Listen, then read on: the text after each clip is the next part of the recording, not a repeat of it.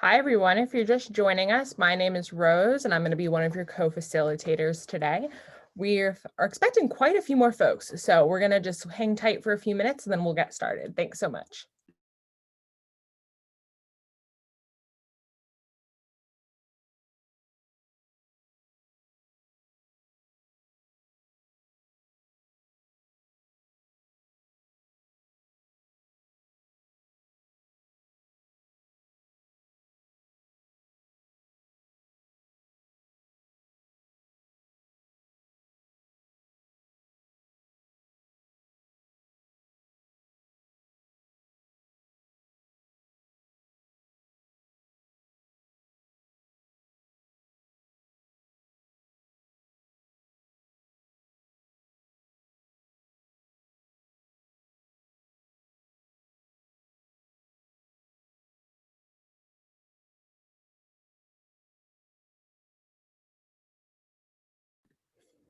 If you want, you can put your name and your pronouns and where you're coming from in the state today in the chat if you like, while we wait for some more folks to join us.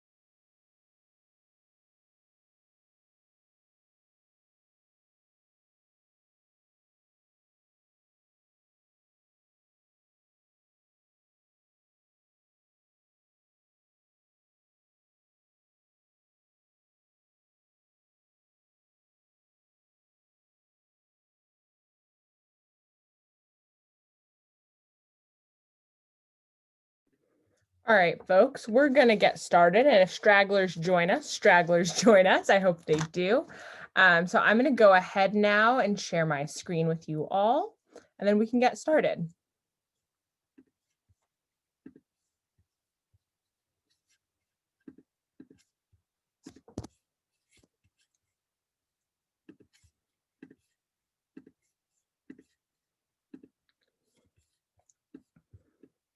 All right.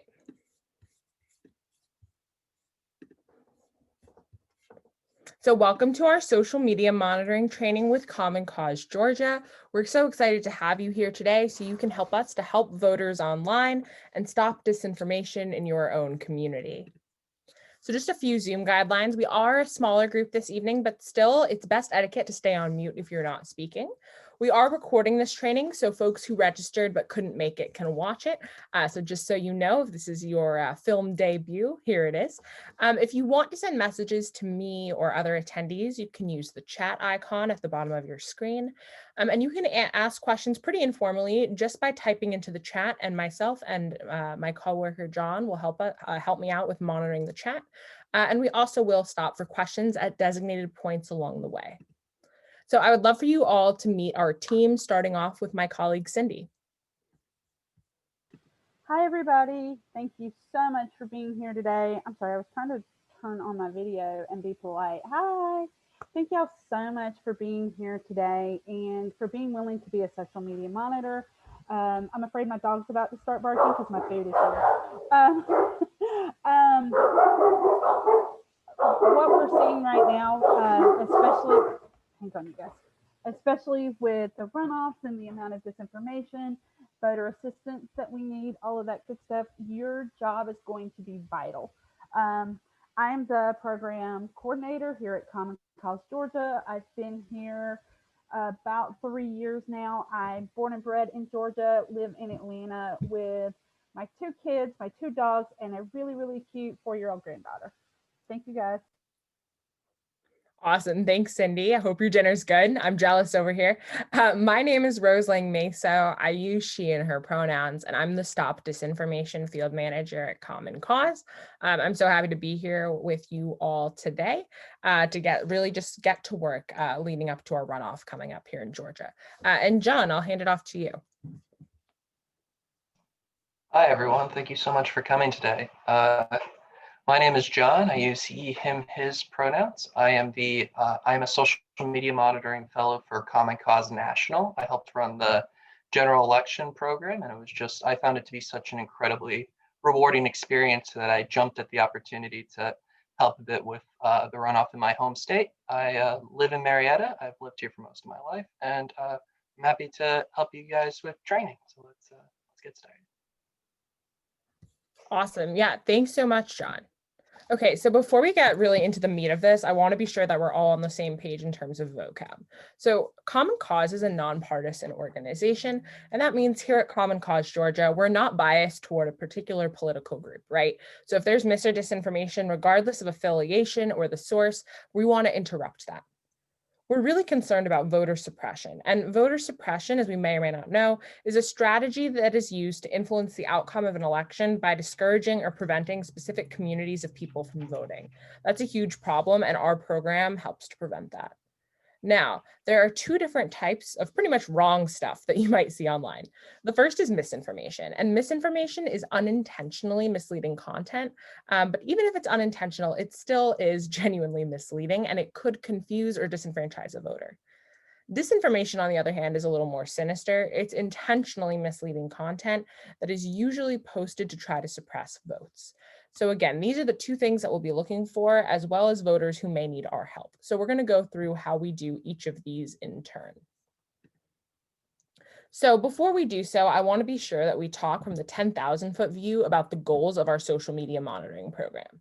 So the first aspect of this work is voter assistance. So the first thing that we have to do to help voters is to actually proactively post the correct stuff online, right? And this allows us to educate voters about what the correct information is. We also want to help voters who have problems online to get those sorted out, and we'll give you resources so you're empowered to actually help voters. We also want to work to fight voter suppression, one of the problems we identified on the last slide. And we do this by finding and reporting misinformation and disinformation. And we're going to go over those processes step by step. Now, I do want to pause here to talk about the communities at highest risk for misinformation and disinformation. So early polling in the 2020 cycle showed that over half of voters, so over 1 in 2 voters under the age of 35, didn't have the resources or the knowledge they needed to vote by mail safely and securely in November. That's a huge problem, right? So we know that young folks are big targets of misinformation and disinformation. We also know that misinformation and disinformation shops, right? These suppliers really do target folks of color, particularly Latinx folks who are Spanish speakers and Black Americans. And Black and Latinx Americans are 3 times more likely than white Americans to be told that they do not have the right voter ID, to not be able to find or locate a polling place in their community, or to miss a registration deadline, right? So we know that there are communities in Georgia that are at high risk for mis and disinformation, which is part of why this work is so essential. Okay, so since we're a small group today, I'd love to just hear folks sharing out, either by unmuting themselves or popping in the chat, why you're interested in social media monitoring and what brought you here today. So I'll give folks a minute. And John, if you see things in the chat to read out, that would be great. And if not, maybe tell us a little bit about how you got involved with this as a fellow. Yeah, I guess I can go first while everyone's writing down their thoughts. I got started in this work back in August because I was just interested in the work that Common Cause did in general and wanted to know what they were doing about all the allegations about the election process that were going on this year. And I found this program, which I thought was just a very interesting way to sort of help engage with democracy in the 21st century, because so many people I found were just sharing to their social media accounts and to the world that just, hey, does anyone know how to vote here? And searching online is often unhelpful. So I feel like I found when I was monitoring myself, because I started as a volunteer, that we were able to, it was so rewarding to just help give people the quick information when it's hard to find in the first place. Absolutely. Yeah, no, thank you for that. Does anyone else have anything they want to share about like why they're interested in this work or like what brought them here today? We got here, Martha. I did social media during the general election, but haven't been able to be involved for a variety of reasons since then. I did the training, but needed a refresher. Happy to have you back. Then glad you got involved because you like what Common Cause stood for. Hey, that's awesome. You know what? We love returners, and this training is a little bit more tailored to the runoff. So hopefully you'll have some review, but you'll also learn some new stuff as well. Oh, and we got someone from NIB program, Creative Action and Service. I did IB in high school too. That's why I thought this would be such a natural fit for high school students interested in sort of doing service hours, but not really being able to do that during a pandemic. We were able to just, it's helping the community online. So that's, as you'll see. So that's just, thank you so much for joining us today. Awesome. Yeah, we love seeing folks of all ages in this work. We literally have volunteers ranging from 12 to 84. So we're really excited to have everyone here with us. So I really want to underscore why our volunteer program is so important. And the reason is if we think about this iceberg here as everything that exists online, analysts and monitors like myself who work, on our computers all day searching for this stuff can only see public facing posts, right? So I can use tools that are irritating and hard to use and search for posts that are public and flag them for removal. But what I can't see is everything that's underneath the proverbial surface, right? So I can't find things that are image only. I can't find things that have been removed, right? If there's a quick turnaround. I can't see things in private groups, direct messages, or other spaces online that are more private and community-based. So that's why we really need your help to do this work. All right, so looking at the big picture, here we have a graphic that describes the social media monitor's work. So first of all, we're always putting good, pro-voter, pro-democracy, accurate, nonpartisan, proactive content out there. That was quite a list, but that's the top row, right? So always when we're monitoring, we're going to be sure to be sharing out that good content. The first thing that we're wanting to do as a social media monitor is to join local spaces online. So what's a local space online in real English words? That means your local Facebook groups and Nextdoor, and we're going to walk through exactly how to do that. Then we're going to teach you exactly how to search each of these platforms to find information that's relevant. That way you aren't just scrolling through Twitter all day, as much fun as that sounds. And then lastly, depending on the type of content that we see, we're going to respond and or report right to Common Cause. So these are our 3 easy steps to monitoring, and we're going to walk you through each one. All right, so the overarching theme, proactive posting. So proactive pro-voter posts help us to avoid voter suppression online before it even starts, right? So if somebody's armed with the correct information about voting, elections, democracy, and know where to get help, they're harder to mislead because they're primed against misinformation and disinformation. So they know better. So here we have a few examples of proactive content, and these will all be shared out directly to you. So no worries, no getting into Photoshop or Microsoft Paint. We've got it under control. There are really 2 types of proactive content, and this is really just more interesting, so maybe I'm nerding out a little bit. But the first type is inoculation content. Inoculation content, unsurprisingly, inoculates or defends voters against disinformation before it's been seen. This is a proactive approach, right? Counter speech content, on the other hand, fights back against disinformation that's already been seen, right? So it helps us to counter narratives that have already spread. So think of inoculation content as a vaccine and counter speech content as your prescription. All right, so where are you going to find this? Well, the best place to go are our quick share links that we will send out to you via Slack. Slack's where we communicate and get online, and we'll show you exactly how to get on there soon. So we provide it, and we want you to share this pro-democracy content on your own pages as well as groups that you're in. So on Facebook, for example, you could share on groups, messages on your profile. On Instagram, they can be shared as regular posts or as stories. And what I love about this is that there's minimal thinking, okay? So once we give you a quick share link, you simply click the link, and then you can decide what platform you want to post it on, right? So let's say I want to tweet this out. I simply click Twitter. It'll redirect me to Twitter, and then I could simply press tweet. Easy as that. Now, I'm not going to press that right now because guess what? I shared that earlier today, but that is how I would do so. All right, a super important part of our work is voter assistance. So I didn't know this before I worked here, but sometimes people just like tweet out into the ether, how do I request a ballot? And I'm like, okay, that's a choice that you made. So sometimes we just need to meet voters where they are, right? And what's so essential about our program is it's all Georgians helping Georgians. So here you have Cindy here with some activists last year when we could go outside. Here we have some folks lobbying with Common Cause for AVR, right? So we want to be sure that because so many outside groups are coming into Georgia, that actual Georgians are helping other Georgians with voting questions and election questions. This helps to build community, even in a remote space. So how do we help voters online? We're going to search for voters who are sharing problems or asking questions. We're going to provide you a formula of how to help a voter. And if you're not sure, a big takeaway for this for helping a voter is you can connect them to our nonpartisan election protection hotline, where they can call or text 866-OUR-VOTE.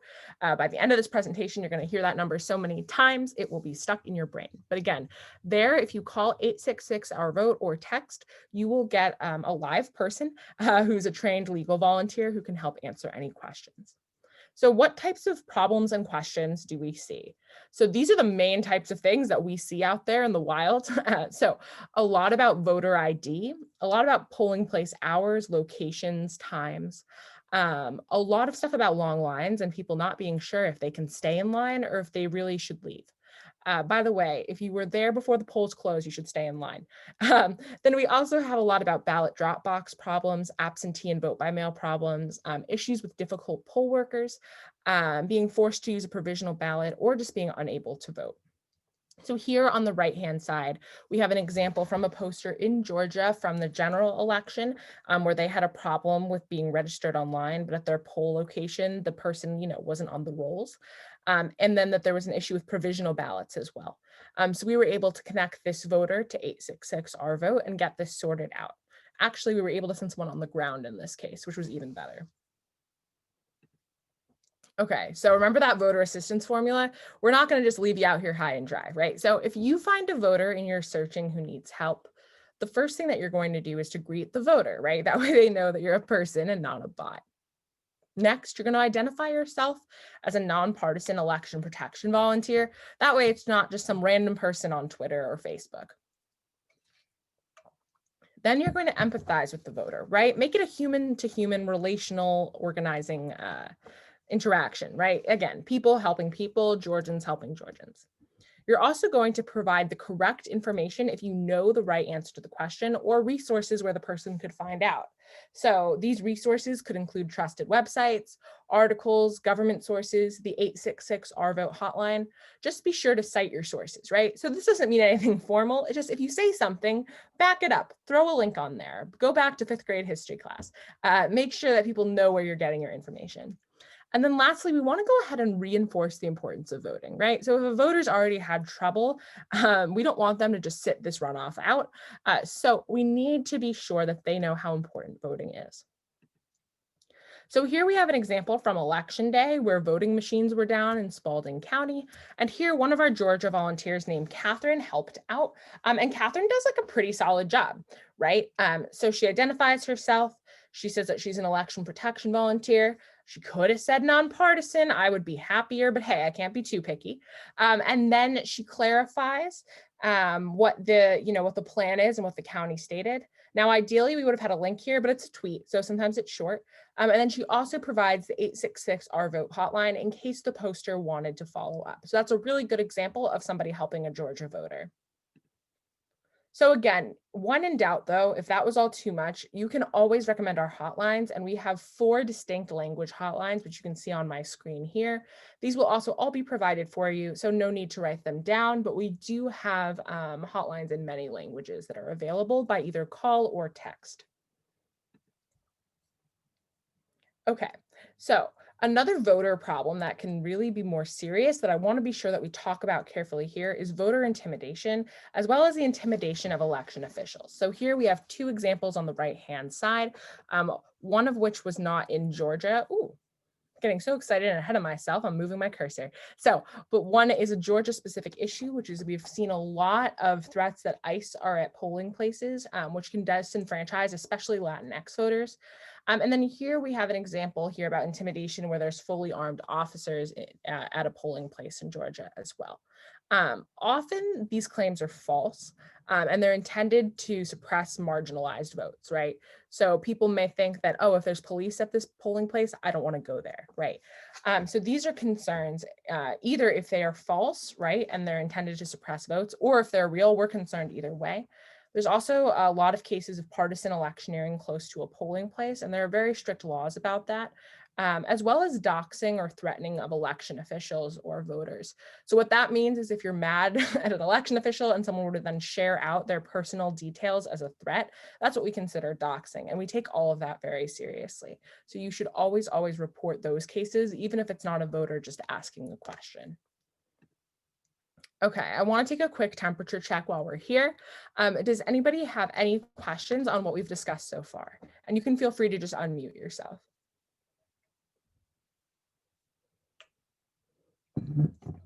All right.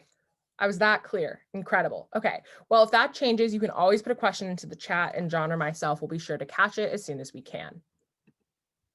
All right. So we've talked about proactive posting. We've talked about voter assistance. Now let's get into misinformation and disinformation. So misinformation, again, is incorrect content that's posted by mistake. Now, you really need to have a strong reason that the person posting the misinformation isn't like meaning to. And maybe they're even trying to share good information, but they've made a mistake. And so in that case, they'd probably be receptive to feedback, right? So like, for example, if they post something wrong about mask usage, they're probably not trying to start a fight. Same with a confusing typo or just copying and pasting the wrong state's guidelines.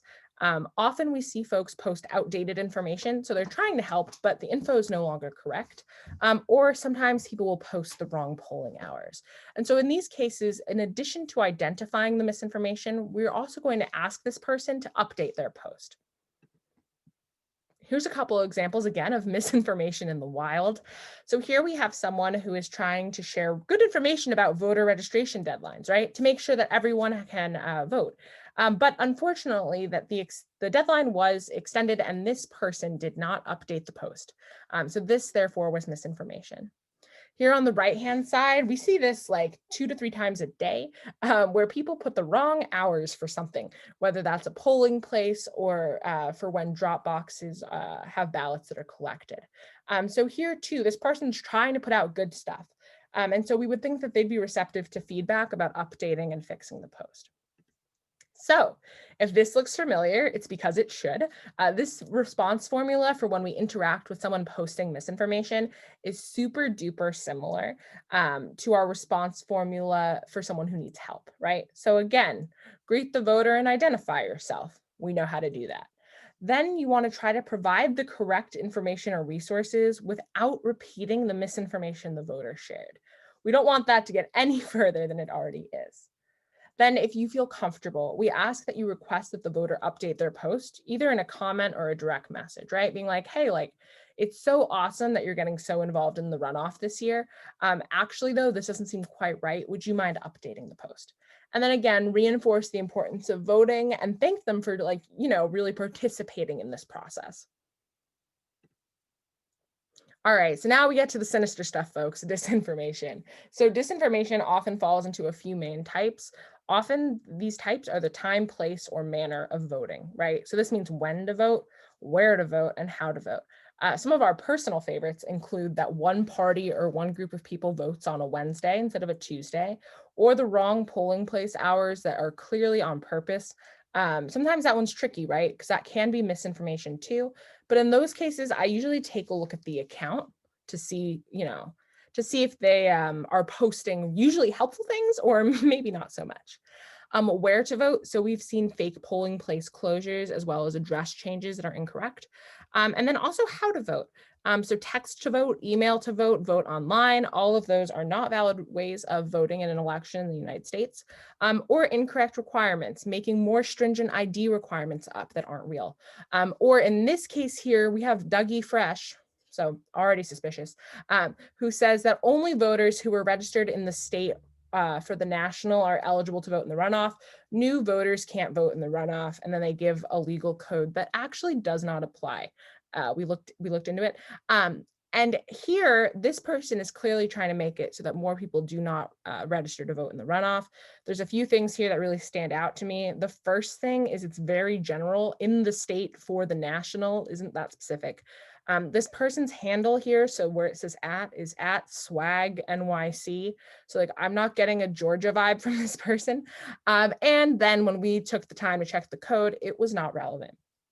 So disinformation. We also see lots of disinformation continuing from the general and coming into the runoff about voter fraud. So these are often preemptive claims that say that ballots will be fraudulently cast to steal the election. You will notice that is in quotes. And this is a coordinated attempt to discredit vote by mail. So we have examples of that here. So we have Oprah dishing out ballots. We have a video that has been widely debunked of a postal person who, by the way, was in training, and this was in 2017, throwing out ballots. And then here, a specific new narrative that we continuously see expand is about Dominion voter machines not working properly and changing votes. So all of this is to set the stage to undermine election results. And so that's why we take voter fraud disinformation super seriously. All right, so the one thing that we do not want to do when it comes to disinformation is what I just did, which is amplify it, right? So I clearly like talking. I'm a digital organizer. I'm a natural communicator, but I can't interact with disinformation. So that means no comments, no likes, no angry reacts, no sharing it and debunking it with a very carefully crafted legal argument. And here's why. When it comes to Facebook, Twitter, Instagram, any platform, any attention and all attention is good attention, right? So this means any type of interaction, even a sad react, makes it so Facebook's algorithm or whatever other platform you're working with actually will show that content to more people, which is the antithesis of what we want. We want to contain or remove disinformation, not show it to more people. Also, if you share and debunk, it could create further confusion because if a post is this long, your debunking is probably this long. So if someone's just scrolling through, they might see that you as a person who they know and trust is putting this up, so it must be right. And that's exactly the opposite of what is true. All right, so now that we have our footing, let's get started. So again, back to our big picture, the first thing that we're going to discuss now that we've gone over proactive is joining our local spaces online in your own backyard in your online community. So step one. Now, I want to back up and explain to you why it's so important that you are working in your own community. So remember the iceberg? Here's another more specific form of that, right? So our analysts can see things that are everywhere, right? So think major news articles like the Atlanta Journal-Constitution, Trump's tweets. I get a text every time the president tweets. I'll just leave that there. And Project Veritas videos as well, right? Like we see that. But what we don't see is really important, like your Nextdoor feed, private tweets, private Instagram accounts, private Facebook groups. I hope to God I'm not in your group text or your WhatsApp, right? I can't see those, as well as your local news sources. And so we really need your help to monitor them. And why do we need your help specifically? Again, going back to Georgians helping Georgian folks, it's the trust factor. You know your local rules and community best. So you're able to speak to them in a way that makes sense and resonates, and you understand the needs of your own community. Also, infiltration into any online community or in-person community, right, breeds mistrust and unintentional misinformation. So we really emphasize how important it is for you to join local spaces that make sense for your identity. Now I'm going to turn it over to my colleague, John, to talk to you a little bit about the process of joining these community spaces. Thank you, Rose. I'm just going to share screen really quickly. All right. So the easiest way to probably get into these online spaces is to join platforms that have community spaces.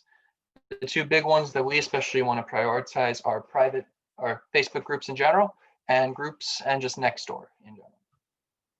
All right. First, we're going to go through how to join Facebook groups if you're unfamiliar. We are also recording this. So first, this is the Facebook homepage to join groups. You click this tab in the sidebar. And from here, you can see groups that you're already in. If you think they're relevant, you can get started with monitoring there. But if not, and you don't think those are from your local community, you can also go to Discover. And there are 3 ways that you can sort of discover. The first is Facebook knows you, what kind of groups you engage with, who you're friends with, and they suggest groups that you might be interested in. So this isn't always accurate. For example, I don't own an Italian Greyhound. I think a friend's just in that, but it's always a good place to start. Next, but going off of that, you can join groups your friends are in, especially if you have a lot of Facebook friends that are just from your neighborhood or from your county, or you go to school with them. It's always another good thing to take a look at. Finally, Facebook sort of creates their own categories. So if you go to civics and community, you can sort of see popular groups in your area that might be sort of a relevant place to put voting information. All right. However, if you want to gear more towards your sort of specific identity, you can always search for groups. So you can do that by almost anything, you know, religious affiliation, what part of COB you're from, groups you're in, or just general hobbies. For example, I'm someone who likes to hike. So we can put that in, and this will show me hiking in my general area. But if I want to get more specific, I can filter by my by a location. So I'm going to do my hometown, and boom, this is something I like to do, something I'd be interested in. So I'll just join that group, and it will request. All right, moving on. If you're unfamiliar with Nextdoor, is essentially a social media platform that is based around your general location. So it's sort of content that only you can see if you have an address in that area. So when you set it up, it'll ask you for your address. If you don't have a next door neighborhood in your area, do not make one. We want to monitor existing platforms. You have no obligation to make a new place to monitor for election information. But once we're on here, it'll show you what neighborhood you're in. In my case, this is the general area that I see posts from. And then we can join some groups. So we'll just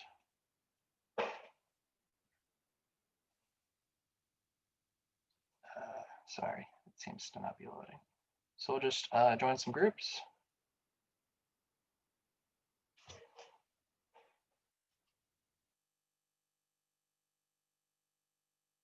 All right, and the first place to always look is groups near you, especially if they're relevant. For example, this is the exact kind of place where election information and mis and disinformation is likely to be spread. So I can always request to join that one.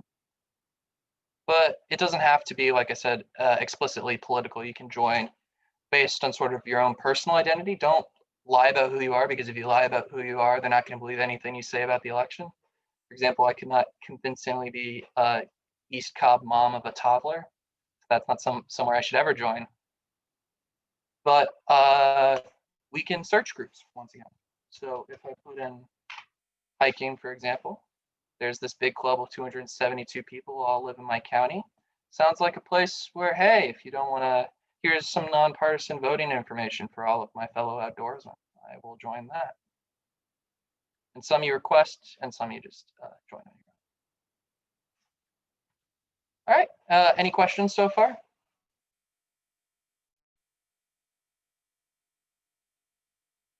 All right. Seeing none, we can just we can keep on moving. Once again, if you have any questions, you can just put them in the chat, and Rosa or I will answer them. All right. Now that you're sort of in these local groups and sort of have accounts on major platforms, we're going to go over how to search for voter assistance and disinformation. So that's sort of the second part of this social media monitoring journey we all go on. All right, the first place we're going to go to is we're going to go back to Facebook. You can, I just got approved for the group so far, so that's great. All right, we can, to search on most of these platforms, all you got to do is put in one of our keywords. You'll have access to it. For example, a major problem in Georgia throughout early voting up to the general election was that the lines were just way too long and no one knew whether or not to stay in them. So if we just search long lines, we'll get every result. And as you can see, the problem is almost immediate that a business is called long lines and a long lines horsemanship. So those aren't particularly helpful. We're looking for posts with long lines in them. So we can use one of these handy filters to go down to posts, if it will load.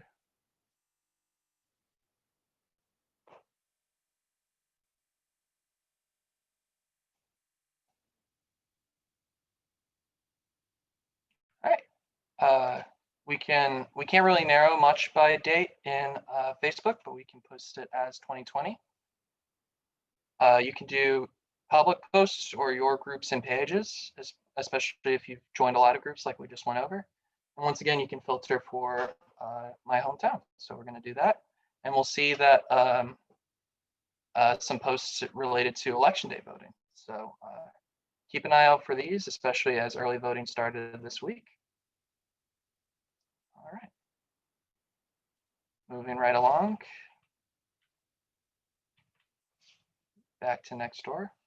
Once again, you are our only way to help voters on Nextdoor. We can't see your local neighborhood unless we live there. So while we're here, we're going to also go over just a better way to get more specific search results, and that's called a Boolean search, which is basically you can search for multiple topics at the same time. For example, let's say I'm interested in hearing about long lines, but I heard Cobb County's voting machines shut down theoretically, and I want to hear stuff specifically about that, like are they back up yet? Are the lines still long? So we can put our first term, we can put it in quotes. We could type capital letter and then we could put voting machines in quotations. And this will pull up posts that only say long lines and voting machines in the same post. Theoretically. So see, this is from, once again, early voting back in October. I never experienced lines on voting days. The longest lines I've seen are discouraging me from voting early. It's a little too late to help that person, so we can narrow down by the past week. It's about as early as we can go, and you can see more relevant results to that. However, it doesn't have to just be an and. We can also do or. So let's say I want to hear about long lines, but I'm also hearing that a lot of people in my county are not being registered properly. So we could do or and then voting registration. And then this will show posts that have either long lines or either voting registration.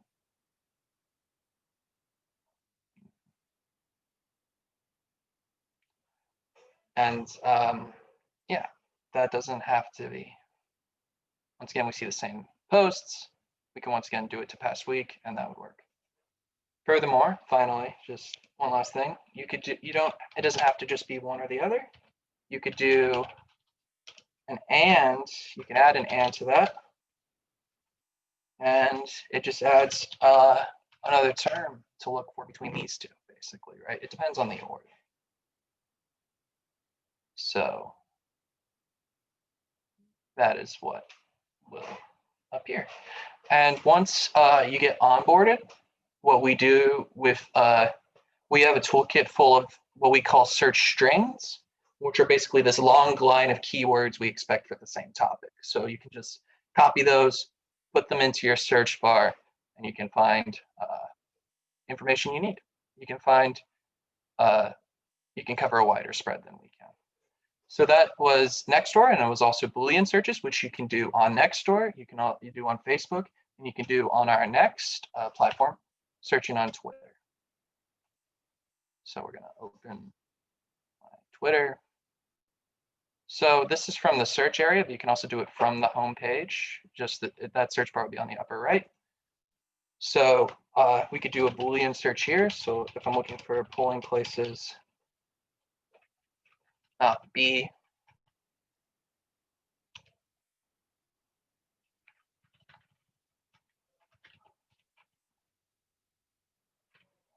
and long lines.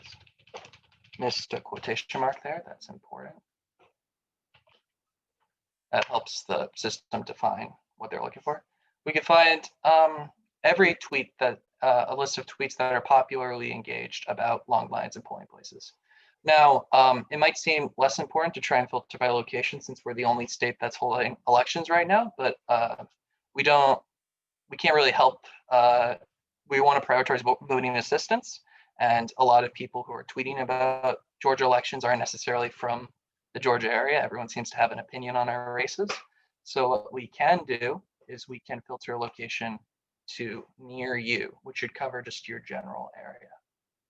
So that's, as you can see, we're still seeing, we run into another problem, which the top posts are from June and October, and it's a little too late to help people who are dealing with that.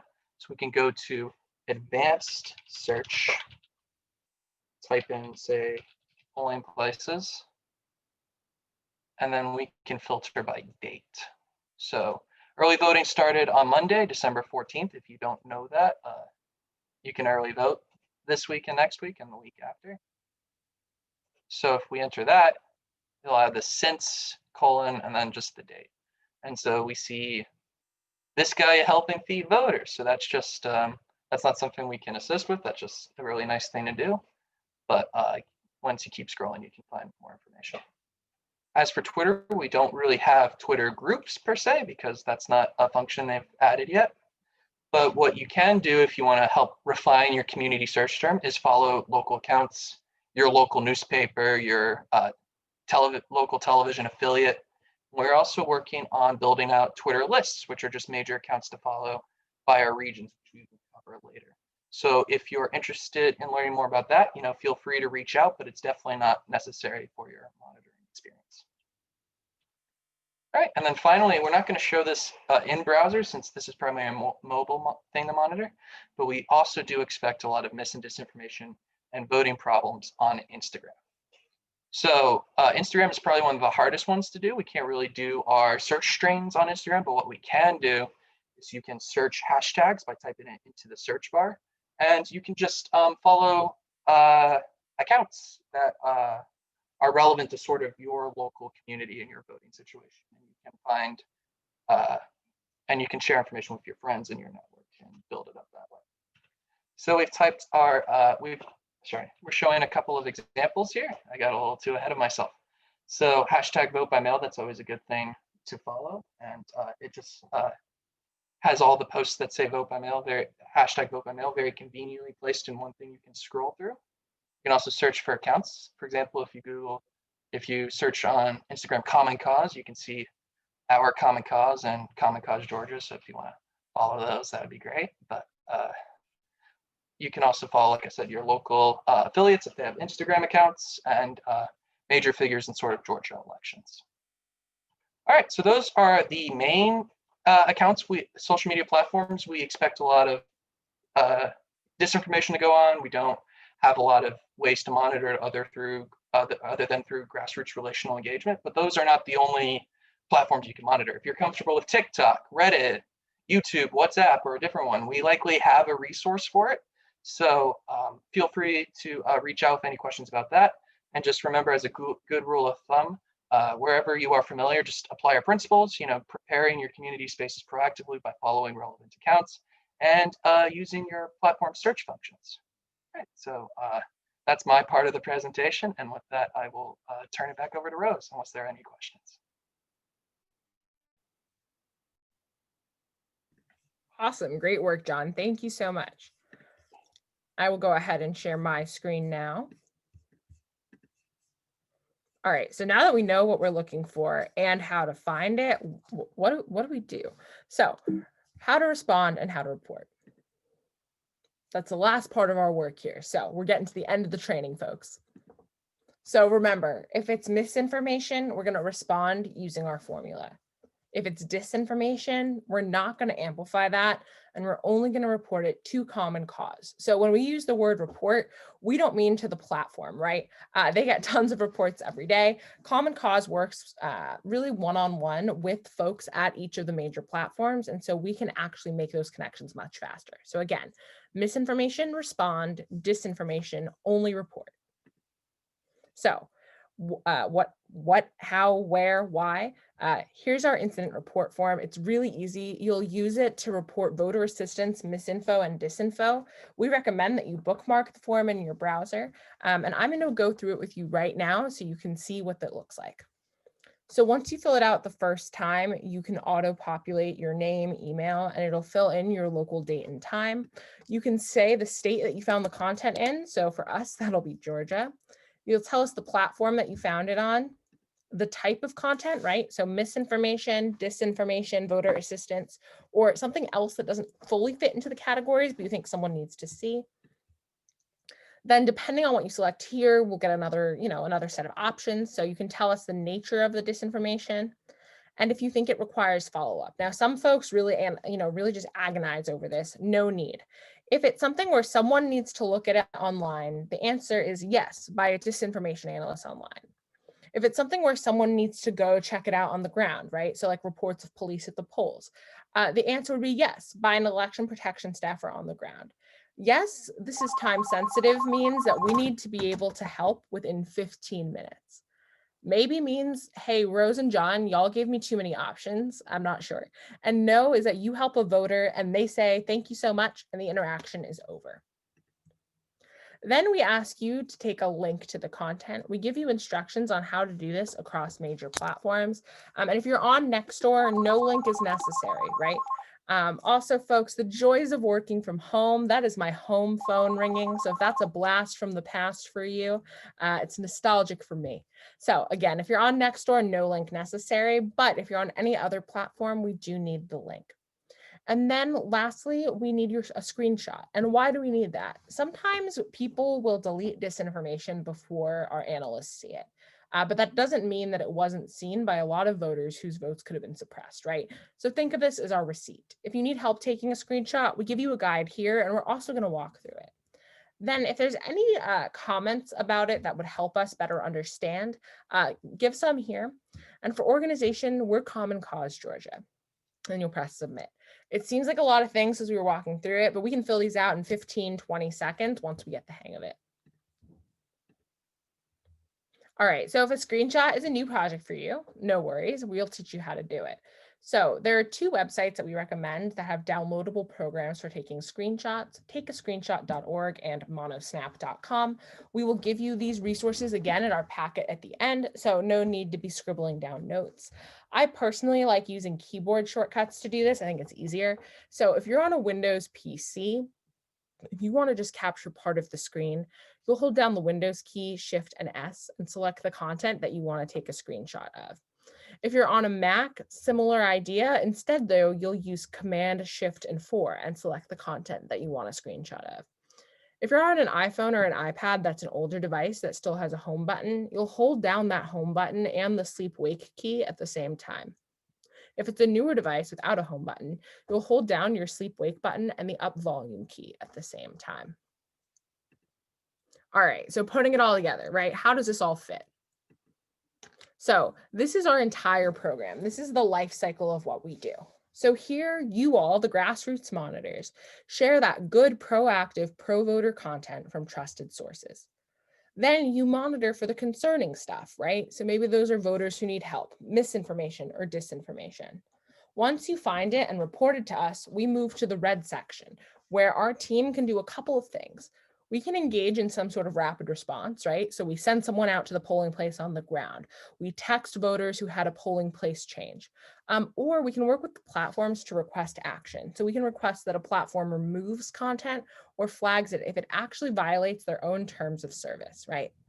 Even if these options are not necessarily immediately feasible, something else that we do is we work with our disinformation and communications teams to create that counter speech and inoculation messaging. And then we bring that right back to you, and the cycle continues. When we build out our proactive content, we take a data-based approach, right? So we make content specifically based on what you all give us, right? So there's an input and output cycle here, and our volunteers are crucial in making it happen. All right, so the final leg of the race here, onboarding using Slack. So what is Slack? Slack is an easy place for us all to stay in touch. I jokingly and lovingly refer to it as like a I guess a better GroupMe. So what can you do on Slack? You can ask questions and get advice. You can sign up for social media monitoring shifts. You can find all of these tools and resources that I've told you all about, but you'll also get them in an email from me and John after the training. And you can also connect with other Georgia efforts. So if you're interested in being a poll monitor or engaging in letter writing campaigns, you can get that as well, all on Slack. It's really easy to join Slack, and that's what we'll do together at the end of the training. John has so kindly put the join Slack link into the chat. And you can use Slack on your web browser, right? So think Safari, Internet Explorer, Chrome, anything you like, you can do it.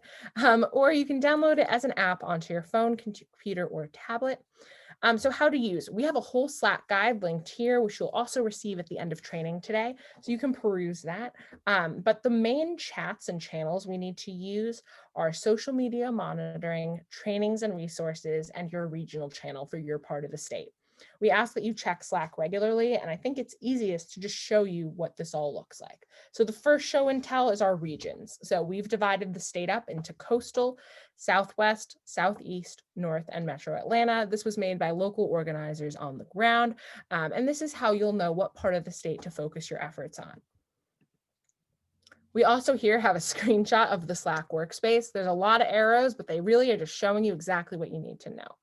So the most important thing here, I would say, is these channels. These are on the left-hand side, and this is where you'll message others. So we ask that you start at attention, read this first, because it has all of our basic resources for you and will help you to get your footing. Here, you can sign up for shifts. If there are additional channels you want to join, you can do so at add channels. We also have pinned resources at the top, right where you see this funny looking thumbtack, and that's where you can find important resources. Here you have one of our staff members, Danielle, posting, letting you know what's going on that day. You can put fun reactions, you can message back. We love engagement. Sometimes our volunteers are a little shy, and I'm like, y'all, no, we got to keep talking in Slack. Then you can adjust your settings here, right where my coworker's face is. So your face, ideally, or your little person figure will be right there. So you can adjust, say, how many emails you get from Slack per day. And then you can update all of those settings, and we'll empower you to do so. All right, so remember all those resources I've been promising you. Here they all are. So the first thing that I want to draw your attention to is our volunteer one sheet. It has everything that you need to know to monitor with us, unsurprisingly, on one sheet. We do update it regularly, and you may notice over the holidays that it gets a bit of a facelift, but the information will be the same. So here we have our social media monitoring toolkit. Now, remember how John was talking about those preloaded search strings? You can find those and anything else almost that we've talked about here today if you were like falling asleep, which like, hey, can't blame you for it. It's almost the holidays. You can find on this guide. So if I wanted to look for searching, we give you some ideas of accounts to follow as well as our search strings. So here, for example, we have search strings about ID requirements, about voting machines, about ballots. We also remind you exactly how to do a Boolean search. So these are all really helpful aspects of our toolkit. Here, we also have guides on how to use each of our platforms, right? So if you wanted to learn more about monitoring on TikTok, you could click TikTok and then open up this folder where you could get a guide of how to use the platform and the basics. We have this for all of our platforms. You also have a video of one of our fellows explaining to you how to do it. And then a day of cheat sheet, right? So while you're doing your shift, a cheat sheet that you can use that'll help you with your monitoring. We also have our how to use Slack guide. So if that was a bit overwhelming, I know we went through it quickly. We'll tell you exactly what channels do what and how to join them. We also have a training recording, which we actually are going to replace with this one. So if you want to watch us again, you can go right here to look at that. We also have our incident report form. We have our Google Drive with all of the resources linked to the one sheet. And then lastly, and very importantly, we have our Georgia Runoff Frequently Asked Questions guide, courtesy of John. So here, this will give you all of the information that you need to help voters with questions. So for example, if you come across a voter who's asking questions about, say, how do I get an absentee ballot? You simply click and it'll jump to give you an answer here. You can simply copy and paste this answer to help out the voter, right? And it's really specific rather than just sending them to the hotline. Now, of course, the hotline's never the wrong choice, right? But if you can be more specific and help them out with a question, might as well do that. Make it a one-stop shop. Make it easier for the voter. All right, that's all we have for you today. Thank you so, so much. I'm really excited to get to work with you all. And I'm going to check the chat now just to see if there's any other questions, and we can feel free to unmute ourselves, make sure that we're getting into Slack okay.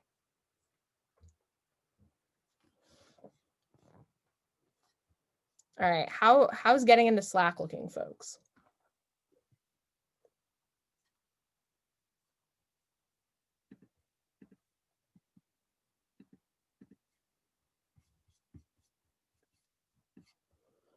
It's easy, it's hard, you're there already.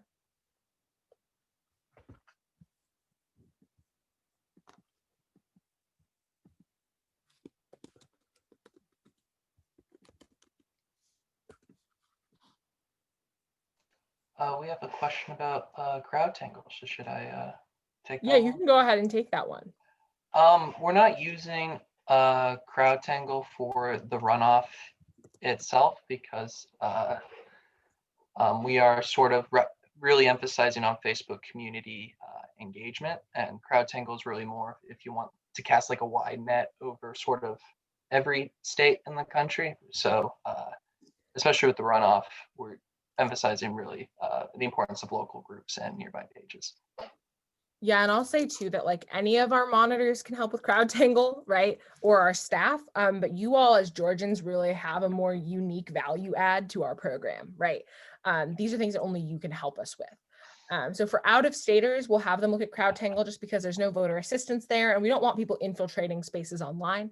But for folks in state, we really need your help in community spaces.